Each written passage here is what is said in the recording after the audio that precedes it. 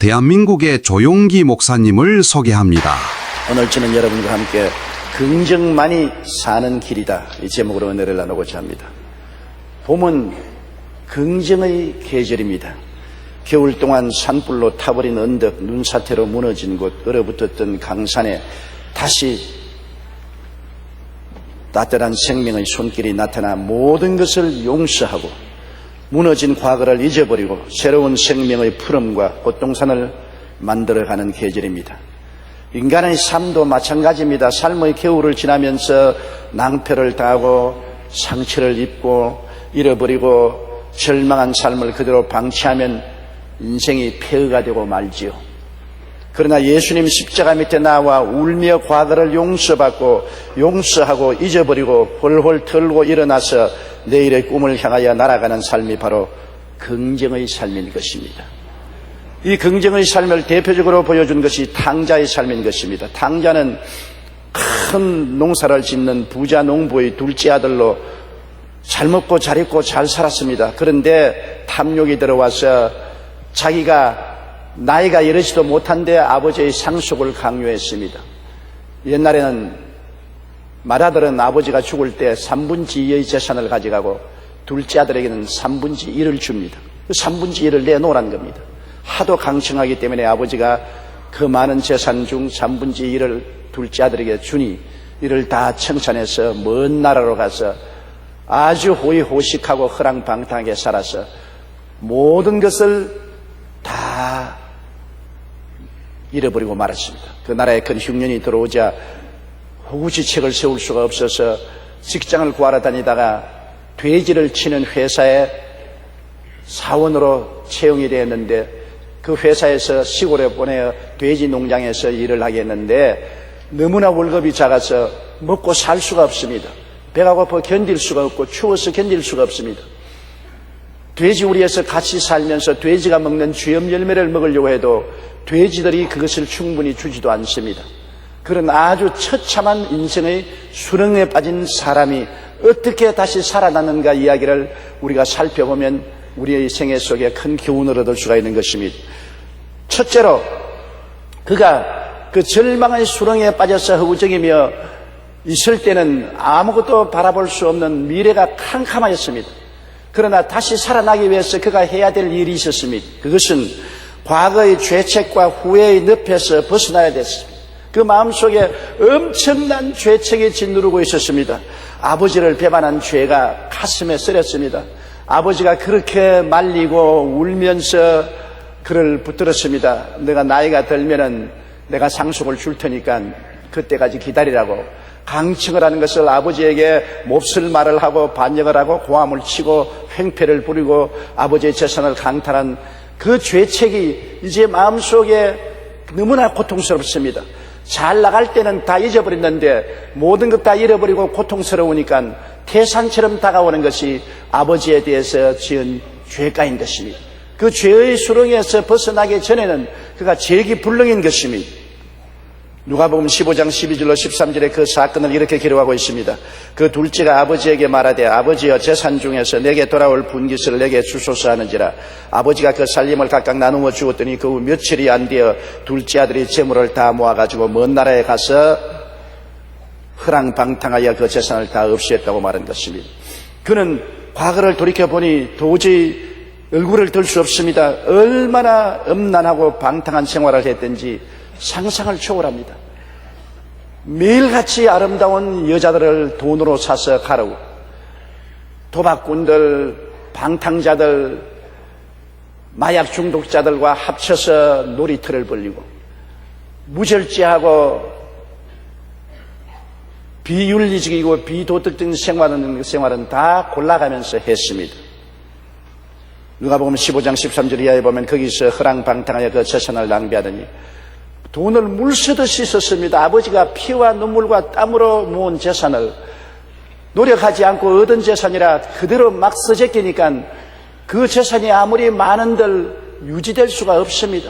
그리고 그 탕진한 재산을 생각할 때 그의 가슴이 아픕니다. 얼마나 아버지가 피땀 흘려 모은 재산을 자기가 모두 다 음란과 방탕과 도박과 술 취함으로 없앴다는 그 죄책이 그 영혼을 짓눌렀습니다. 그 죄책에서 벗어나기 위해서는 하나님 앞에 죄를 회개하고 아버지께 죄를 회개하고 그리고 그 죄를 자기가 스스로 용서해 주는 길밖에는 살아갈 길이 없습니다. 죄는 첫째로 하나님의 법을 어겼으니 하나님께 범죄한 것이요, 아버지를 그에게서니 아버지에게 회개하고 용서받아야 될 것이요, 그 다음엔 자기가 자기를 용서해 주고 받아줘야 될 것입니다. 이래서 그가 하루는 결단을 내렸습니다. 내가 아버지께 돌아가서 회개를 해야 되겠다. 하늘과 아버지께 죄를 지었사오니 다시 아들이라 일컬음을 받지 못하게 품꾼의 하나를 보소서 하고 인간은 삶을 다시 시작해야 되겠다고 결단을 내린 것입니다. 누가복음 15장 18절로 19절에 내가 일어나 아버지께 가서 이르기를 아버지 내가 하늘과 아버지께 죄를 지었사오니 지금부터 아버지의 아들이라 일컬음을 감당치 못하겠나이다. 살아나려면 용서를 구하고 또 자기를 용서해야 되는 것입니다. 하나님 앞에 용서를 받아야 되고 아버지에게 용서를 받아야 되고 자기 스스로에게 용서를 받아야 되는 것입니다. 언제나 죄의 용서는 세 가지 방향인 것입니다. 하나님께 용서받고 그 다음 내가 직접 상처를 입힌 자에게 용서를 청합니다. 용서를 해주든 안 해주든 내가 할 일은 용서를 하는 사과를 해야 될 것이고 그 다음에는 내 스스로 정죄하고 미워하는 그것을 용서해서 나 스스로가 나를 사과하고 용서해 주어야 되는 것입니다. 누가복음 15장 20절 21절에 보면 이에 일어나서 아버지께로 돌아가니라. 아직도 거리가 먼데 아버지가 그를 보고 측은히 여기에 달려가 목을 안고 입을 맞추니 아들이 이르되 아버지 내가 하늘과 아버지께 죄를 지었사오니 지금부터는 아버지의 아들이라 일컬음을 감당치 못하겠나이다 하나. 여러분, 우리가 이 탕자의 비유를 통해서 배워야 될 것은 우리도 한 사람 없이 크고 작은 탕자인 것입니다. 우리도 하나님의 뜻을 거슬려 이 세상에 살면서 죄를 짓고 불의하고 추악하게 살았습니다. 하나님의 마음을 아프게 하고 우리 부모와 혹은 이웃의 마음을 아프게 한 적이 한두 번이 아닙니다. 우리의 살아간 생애를 가슴에 쏟아놓고 보면 죄책이 크게 소리치고 머리를 드는 것입니다. 우리가 언제나 이 죄책을 눌러놓으면 이 죄책이 내 마음속에 아무 소리 안 할 것 같아도 죄책을 눌러놓으면 부정적인 생각이 마음을 떠나지 아니하고 마음이 우울하고 좌절하고 절망하고 상쾌한 믿음이 생겨나지 않습니다. 많은 사람들이 내가 아무리 주여 주여 외쳐도 내 마음속에 왜 믿음이 생겨나지 않습니까? 라는 그런 말을 합니다.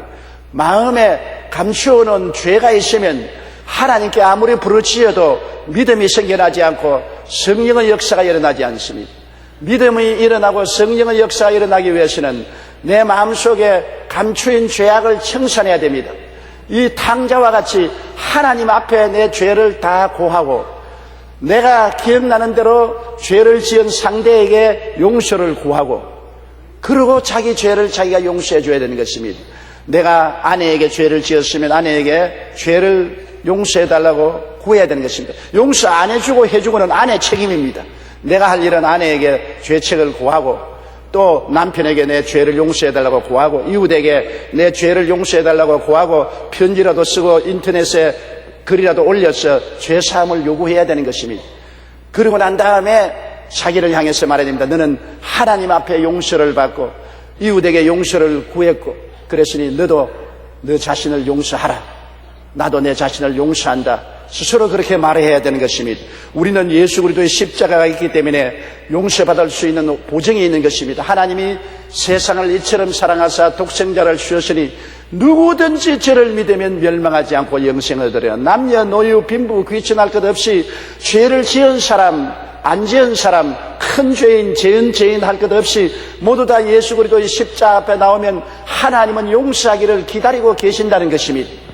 이것이 놀라운 것입니다. 우리가 용서받으러 나가서 하나님을 찾을 것이 아니라 하나님은 벌써 2000년 전에 예수님을 통해서 우리를 찾고 계시고 우리를 기다리고 계신다는 것입니다. 탕자의 아버지가 탕자를 떠난 그날부터 문 열어놓고 기다리고 있듯이 하나님은 예수 그리스도의 십자가를 통하여 하늘 문을 열어놓고 우리를 향해서 기다리고 계신다는 것입니다. 그러므로 예수 그리스도의 십자가에서 그 몸짓고 피 흘린 대가로 우리의 죄를 다 청산하셨으므로 하나님 아버지께 우리 죄를 구하면 우리는 반드시 용서를 받는 것입니다. 고린도후서 5장 21절에 하나님께서 죄를 알지도 못하신 자로 우리를 대신하여 죄를 삼으신 것은 우리를 하여금 저희 안에서 하나님의 의가 되게 하려 하심이라. 예수께서 우리의 죄를 짊어지고 형벌을 다 받음으로 죄를 다 청산해버리고 마른 것입니다. 그렇기 때문에 예수 안에 들어오면 용서를 받고 아버지 하나님처럼 의롭게 되는 은혜를 받아서 아버지의 품에 안길 수 있는 길이 열린 것입니다. 이러므로 누구든지 하나님 앞에 용서를 구하고 나오면 하나님은 말갛게 용서를 해 주시는 것입니다.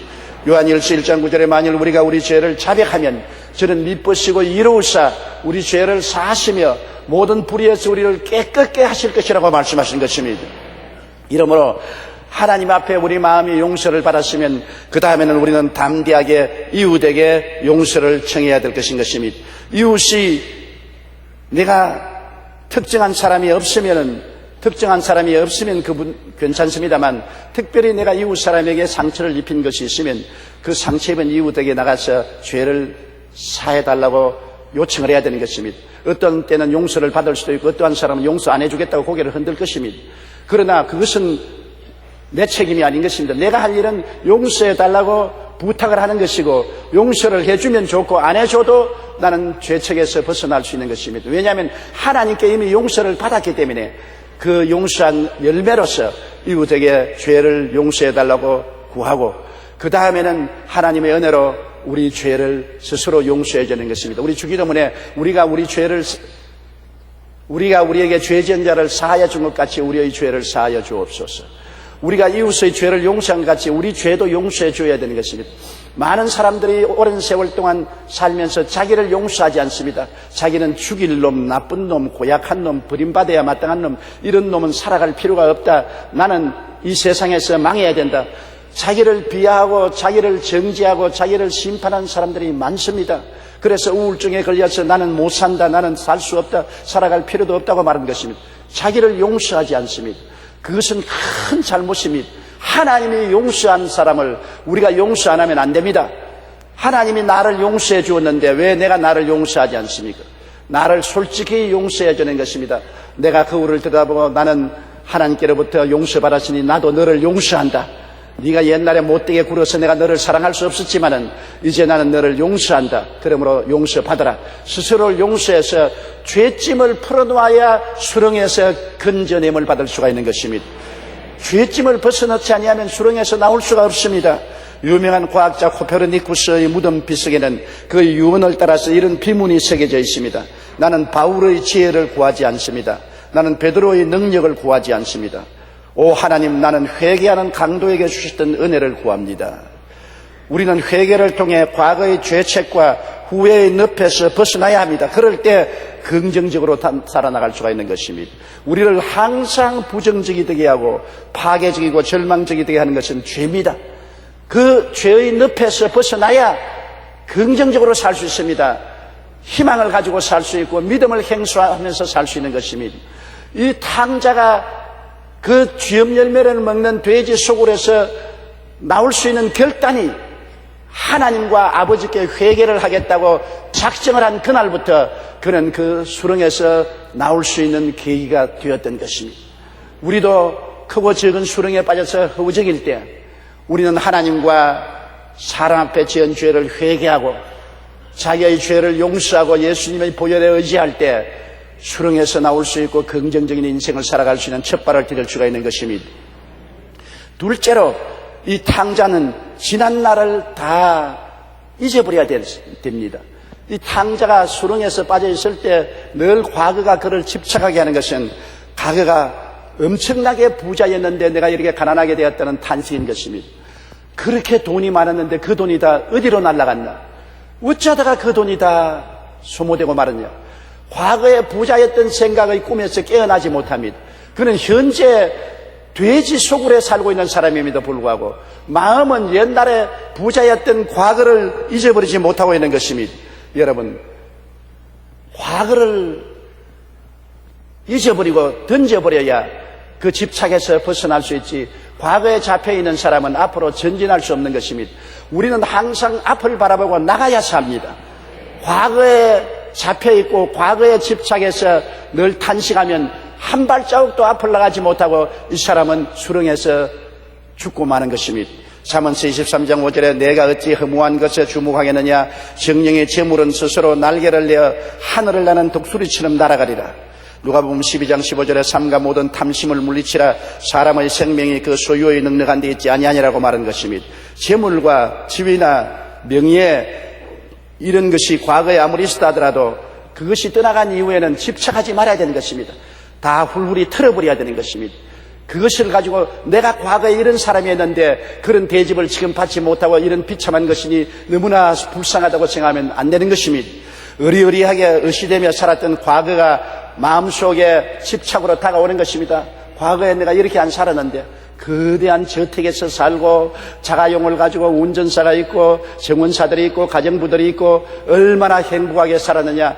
내가 일었으면 사람들이 다 일어나서 절을 하고 내가 나가면 마중을 나가고 어느 곳에 가나 1등석에 앉고 이런 삶을 살던 내가 어찌하다가 이렇게 외롭고 고독하고 좌절하고 절망적인 사람이 되었느냐.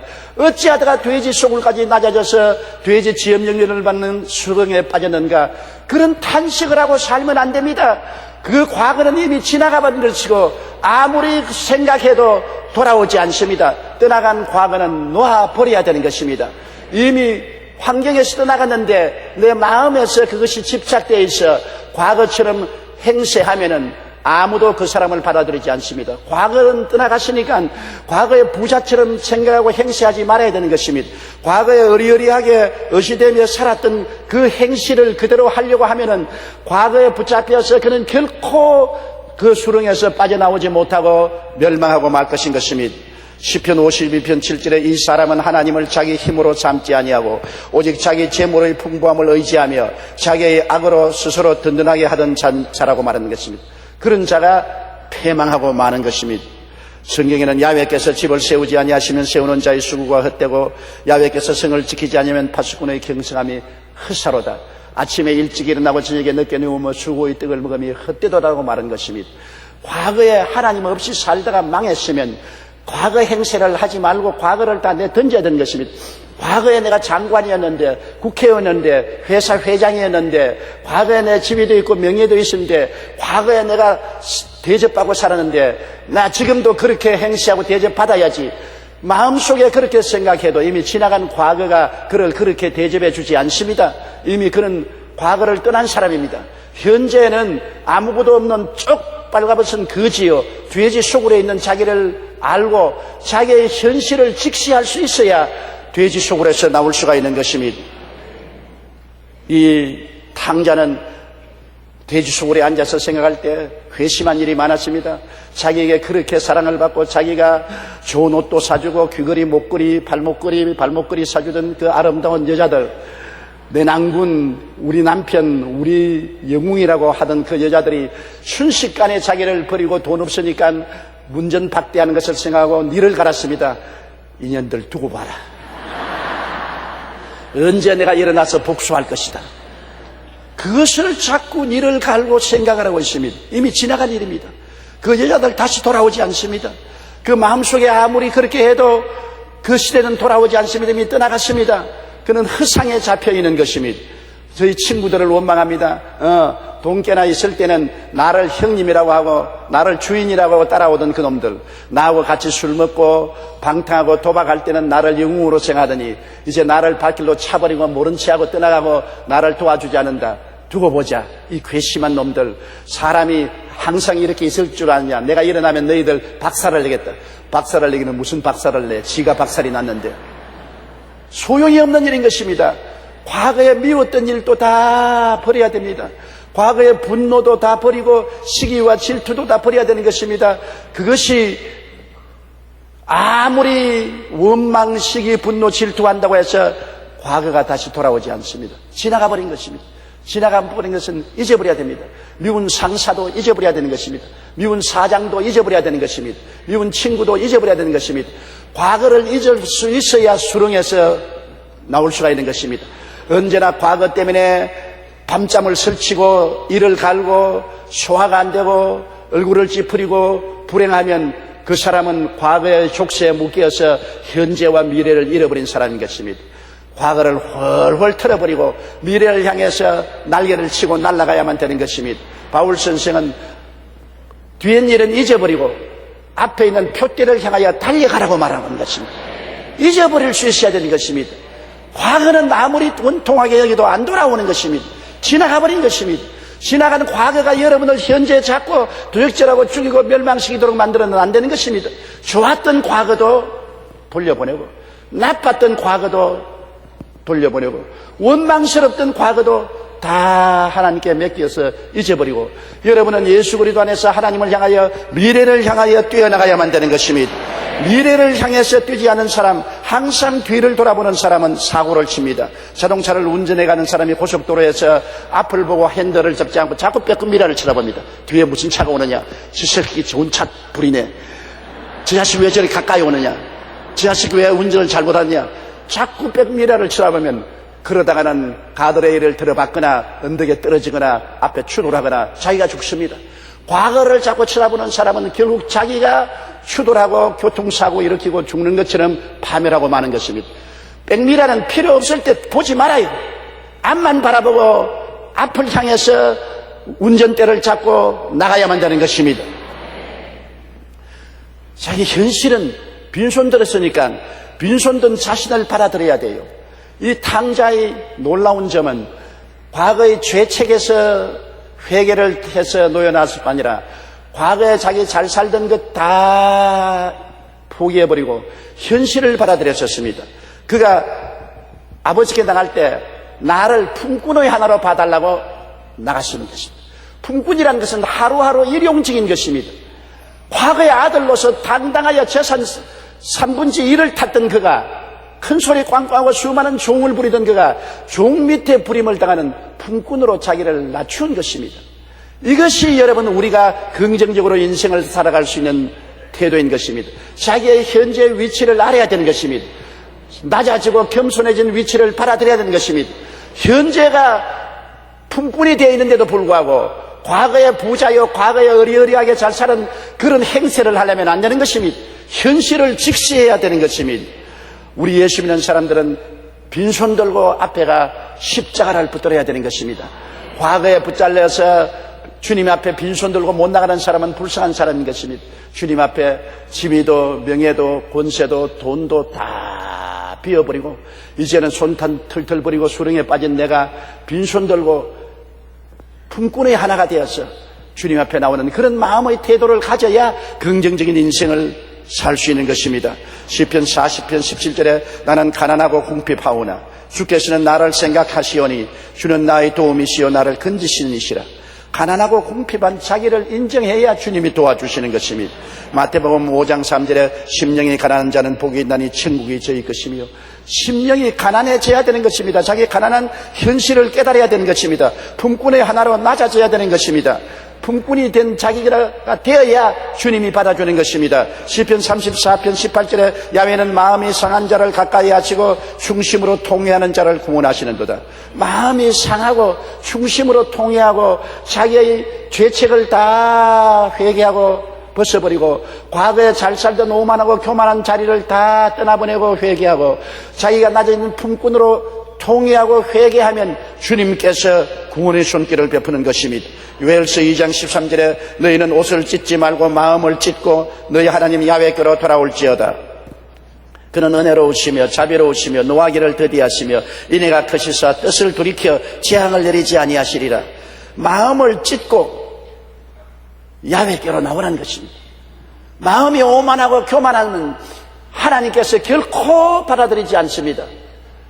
마음이 겸손하고 깨어지고 회개하고 잡아가고 낮아진 자는 주님이 찾아오셔서 높여주시는 것입니다. 이 탕자에 나는 위대한 점을 거기에서 발견하는 것입니다. 이 탕자는 그 많은 죄를 아버지의 지은 죄, 하나님께 지은 죄를 회개하고 자기를 용서하고 오만하고 교만하고 도도했던 과거를 청산하고 낮아져서 품꾼의 하나가 되어서 아버지께로 돌아오는 이것이 절대 긍정적인 삶을 살아가는 길이 된 것입니다. 아버지께로 돌아가자고 결심한 그는 이와 같은 마음의 준비를 한 것입니다. 그냥 돌아가자. 죄를 지은 그대로 회개도 안 하고 그냥 돌아가자. 안 돌아가지는 것입니다.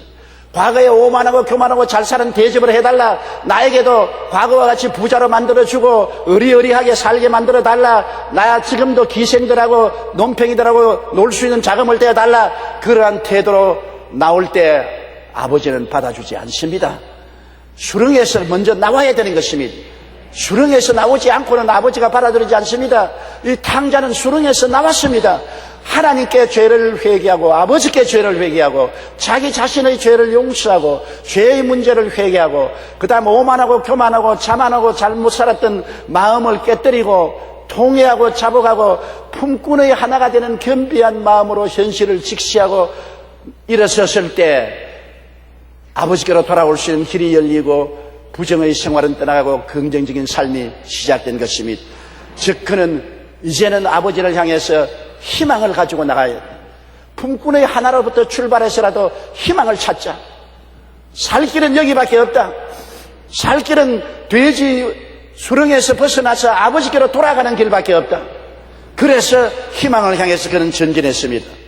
예레미야 29장 11절로 13절에 너희를 향한 나의 생각을 내가 아나니 평안이요 재앙이 아니라 너희에게 미래와 희망을 주는 것이라. 너희가 내게 부르짖으며 내게 와서 기도하면 내가 너희들의 기도를 들을 것이요 너희가 온 마음으로 나를 구하면 나를 찾을 것이요 나를 만나리라. 이야, 얼마나 좋은 하나님인 것입니까? 우리에 대한 하나님의 생각은 평안이요 재앙이 아니라는 것입니다. 어찌한지 평안을 주고 재앙에서 벗어나게 하기를 원한다는 것입니다. 우리에게 하나님은 어찌한지 희망을 주고 은혜를 베풀기를 원하는 것이니 수렁에서 벗어나서 기도하고 나오라는 것입니다. 온 마음으로 하나님을 구하면 하나님을 찾고 만날 것이라고 말한 것입니다. 우리는 이렇게 좋은 하나님을 모시고 있으므로 부정적인 삶 속에 빠져 있을 이유가 없는 것입니다. 부정의 수렁에서 벗어나서 긍정으로 향해야 되는 것입니다. 우리 앞에는 예수 그리스도의 십자가가 높이 달려 있는 것입니다. 아무리 과거에 죄를 짓고 불의하고 추하고 버림을 받아야 마땅한 죄인이라도 아버지에게 회개하고 나오면 아버지가 죄를 용서하고 씻어주시고 그 여파를 가지고서 이웃에 회개하고 나를 용서할 수 있는 기틀이 마련되어 있는 것입니다. 하나님은 이미 십자가를 통하여 우리에게 손을 내밀고 수고하고 무거운 짐진 자여 다 내게로 오라 내가 너희를 쉬게 하겠다고 초청하고 계신 것입니다. 그게 플러스해서 우리 마음이 깨어지고 회개하고 자복하고 낮아지고 겸손해지고 과거에 잘 살았던 행세 다 버리고 부귀 영화 공명 명예 지위를 다 진토에 내 던져버리고 헐헐 벗어 잊어버리고 품꾼의 하나가 될 각오를 하고 출발을 하면 하나님의 은혜가 활짝 두 손을 내밀고 우리를 받아주시는 것입니다. 영국의 존 메이저 수상은 매우 가난한 가정에 태어났습니다. 그는 집이 하도 어려워서 16살 때 학교를 중퇴하고 가족을 부양하기 위해 노동 현장에서 뛰어들었습니다. 그는 새벽부터 공사 현장에서 콩꿀이 떠 반죽하는 일을 한 후에 간단한 토스트로 아침 식사를 대신했습니다. 이런 그의 습관은 그가 이후에 은행의 간부와 정치가로서 명성을 얻은 후에도 이어져서 그는 서민들이 출입하는 식당을 즐겨 찾았습니다. 그가 사는 집도 서민층이 사는 동네에 살았습니다. 수상이 된 이후에 기자들은 그에게 고난의 세월을 어떻게 극복했느냐 물었습니다. 그는 이렇게 대답했습니다. 나는 어떤 상황에서도 비관적인 생각을 갖지 않았다. 항상 희망을 갖고 일하며 부정적인 생각이 사라지게 했다. 하늘은 표정이 밝고 긍정적인 사고를 가진 사람에게 복을 준다고 말한 것입니다. 보세요. 어떤 상황에도 비관적인 생각을 갖지 않고 항상 희망을 가진다. 언제나 긍정적인 생각을 가지고 얼굴에 웃음을 떠나지 않게 했다. 그래서 하나님이 복을 주었다고 말한 것입니다. 늘 희망을 향해 긍정적으로 나가야 되는 것입니다. 우리의 마음속에 절망을 안고 부정적이 되면은 우리는 좌절하고 마는 것입니다. 우리가 영에서 시작하는 인생을 살 줄 알아야 되는 것입니다. 지위도 명예도 권세도 돈도 다 벗어버리고 빈손 들게 돼서 제로에서 하나님께로 나갈 수 있는 마음의 겸허함을 가져야 되는 것입니다. 하나님께 나올 때 내 마음이 부하면 안 됩니다. 내 마음이 제로가 되어야 되는 것입니다. 현재 내가 부귀 영화 공명을 다 가지고 있더라도 하나님 앞에 나갈 때는 다 그것을 벗어버리고 빈손 들고 하나님 앞에 나가야 되는 것입니다. 부귀도 영화도 공명도 지위도 명예도 하나님 제단 앞에 다 바쳐버리고 하나님 앞에서는 언제나 빈손 들고 품꾼이 되어 나가야 되는 것입니다. 그렇지 않습니까? 하루하루 사는 것이 품꾼의 삶 아닙니까? 내일을 살 수 있다는 보장이 어디 있습니까? 내일 일을 자랑치 말라. 오늘 내게 어떠한 일이 일어날지 알지 못한다고 성경은 말하고 있지 않습니까? 지금이라도 하나님 부르시면 하나님 앞에 나갔어야 될 것 아닙니까? 우리는 실제로 제로 인생인 것입니다. 하루하루가 하나님의 은혜를 통해서 살고 있는 것입니다. 그러므로 하나님의 은혜를 받으려면 내 세상에 내가 가지고 있는 지위, 명예, 권세, 부귀, 영화 이 모든 것을 다 십자가 밑에 내려놓아야 되는 것입니다. 그런 것이 그림돌이 되면 안 되는 것입니다. 제로 인생으로 출발해서 하나님만이 우리의 희망이 되고 우리의 긍정적인 삶이 되어야만 되는 것입니다. 베드로전서 5장 5절로 7절에 하나님은 교만한 자를 대적하시되 겸손한 자들에게 은혜를 주시느니라. 그러므로 하나님의 능하신 손 아래서 겸손하라. 때가 되면 너를 높이리라. 너희 염려를 다 주께 맡기라. 이는 그가 너희를 돌보심이라. 교만한 자를 돌보겠다고 말하지 않았습니다. 겸손한 자를 하나님이 돌보겠다고 말한 것입니다. 그러므로 제로에서 시작하는 인생, 품꾼의 하나로서 우리가 하나님께 나갈 때 하나님이 우리를 받아주시는 것입니다. 여러분, 우리가 품꾼의 하나로서 주님께 나가면 그때부터 우리 인생은 우리의 수고하고 노력으로 사는 것이 아니라 하나님의 은혜로 사는 세계가 열려지는 것입니다. 이 세상에 자기의 수단과 방법과 노력으로 사는 사람이 있는가 하면 하나님의 은혜로 사는 사람이 있는 것입니다. 자기의 죄를 회개하지 아니하고 자기의 교만을 깨뜨리지 아니한 사람은 자기의 노력으로 살아야 되는 것입니다. 자기의 죄를 십자가에 다 져버리고 교만은 깨뜨리고 오만을 깨뜨리고 제로 인생으로 출발해서 하나님께로 돌아가면 그때부터는 하나님의 은혜가 우리를 살게 만들어 주시는 것입니다. 이 탕자가 제로 인생이 되어서 아버지께 나오는 장면을 여러분 보십시오. 아버지께 그는 완전히 깨어져서 품꾼의 하나로 보시옵소서 하고 나왔습니다. 그는 말하기를 하늘에도 죄를 지었고 아버지에게도 죄를 지었으니 이제 아들이라 일컬음을 받을 수가 없습니다. 나를 하루하루 고용하는 품꾼의 하나로 보아주시옵소서. 아버지는 대답 안 했습니다. 이미 이 아들은 죽었다가 살아났으며 잃었다가 얻은 자리로 돌아온 것입니다. 그가 죄를 버리고 교만을 버렸을 때 하나님은 얼마나 사랑하셨는지, 그 아버지가 얼마나 사랑한지 그것을 표현하기를 잃었다가 찾았으며 죽었다가 살아난 아들이라고 말한 것입니다. 여러분, 우리가 죄를 버리고 오만을 버리고 빈손 들고 하나님께 나오면 하나님은 우리를 거듭나게 하시고 하신 말씀이 이 내 아들은 죽었다가 살아났다. 이 내 아들은 잃었다가 내가 도로 얻었다고 말씀할 것입니다. 하나님은 우리를 너무나 사랑하십니다. 이 아버지를 통해서 하나님 아버지를 보여주고 있는 것입니다. 이 아버지께 이 아들이 빈손 들고 나와서 꿇어 엎드리니까 아버지가 아들을 일으켜서 끌어안고 입을 맞추고 종들에게 말했습니다. 제일 좋은 옷을 갖다 입혀라. 헐무리한 옷 아닙니다. 제일 좋은 옷을 갖다 입혀라. 아들이 되었다는 표시인 반지를 갖다 끼워라. 유대 나라에서는 가족은 반지를 끼웁니다. 그 다음 신발을 신겨라. 종들은 신어도 안 신어도 아들은 신발을 시키는 것입니다. 신발을 갖다 신겨라. 살찐 송아지를 잡아라. 우리 먹고 즐기자. 이 내 아들은 죽었다가 살아났으며 잃었다가 얻었다.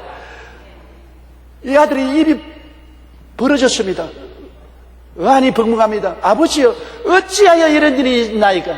이제부터 너는 나의 은혜로 사는 자식이다. 이제 수고하고 무거운 짐은 끝났다. 네가 새 사람이 되어 돌아왔으므로 이제 너는 나의 힘으로 사는 것이다. 내가 들보모로 사는 것이다. 내 옷을 입고 내가 주는 신발을 신고 내가 주는 반지를 끼고 내가 잡는 송아지를 먹고서 내 집에 사는 것이다. 여러분, 우리가 회개하고 하나님께로 돌아오면 하나님은 우리에게 은혜의 팔로서 품어주시는 것입니다. 예수 그리스도의 십자가의 보혈로 말미암아 용서받은 의로운 옷을 입혀주시는 것입니다. 영광의 옷을 입혀주는 것입니다. 성령의 반지를 끼워주어서 하나님의 자녀로 인정해주는 것입니다. 오중보험과 삼중축복의 언약의 말씀을 신겨주어서 영혼이 잘됨같이 범사에 잘되며 강건하게 해주시는 것입니다.